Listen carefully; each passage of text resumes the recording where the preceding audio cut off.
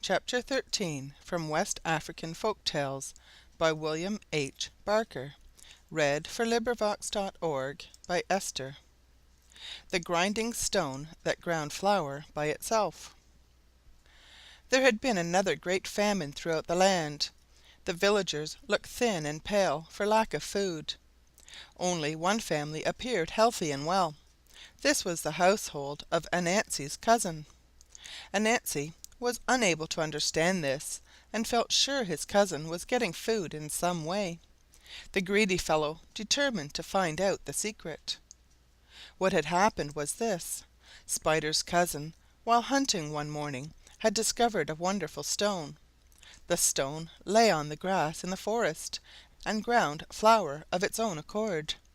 Near by ran a stream of honey. Kofi was delighted. He sat down and had a good meal. Not being a greedy man, he took away with him only enough for his family's needs. Each morning he returned to the stone and got sufficient food for that day.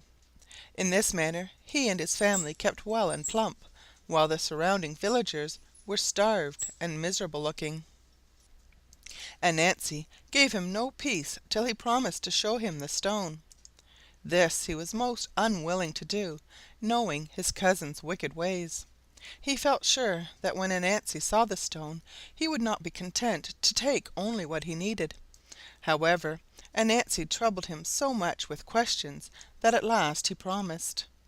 He told Anansi that they would start next morning as soon as the women set about their work. Anansi was too impatient to wait. In the middle of the night he bade his children get up and make a noise with the pots as if they were the women at work. Spider at once ran and wakened his cousin, saying, "Quick, it is time to start." His cousin, however, saw he had been tricked, and went back to bed again, saying he would not start till the women were sweeping. No sooner was he asleep again than Spider made his children take brooms and begin to sweep very noisily. He roused Kofi once more, saying, "It is time we had started." Once more his cousin refused to set off, saying it was only another trick of Spider's. He again returned to bed and to sleep. This time Spider slipped into his cousin's room and cut a hole in the bottom of his bag, which he filled with ashes. After that he went off and left Kofi in peace. When morning came, the cousin awoke. Seeing no sign of Spider, he very gladly set off alone to the forest, thinking he had got rid of the tiresome fellow. He was no sooner seated by the stone, however, than Anansi appeared, having followed him by the trail of ashes. "Aha!" he cried, "here is plenty of food for all. No more need to starve." "Hush!" said his cousin, "you must not shout here.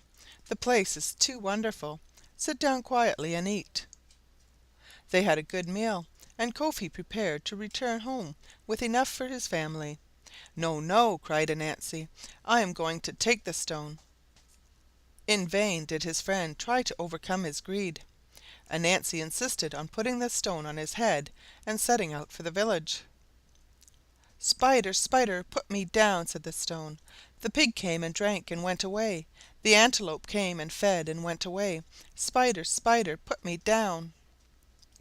Spider, however, refused to listen. He carried the stone from village to village selling flour, until his bag was full of money. He then set out for home. Having reached his hut and feeling very tired, he prepared to put the stone down. But the stone refused to be moved from his head. It stuck fast there, and no effort could displace it. The weight of it very soon grew too much for Anansi, and ground him down into small pieces, which were completely covered over by the stone. That is why we often find tiny spiders gathered together under large stones. End of chapter 13. This recording is in the public domain.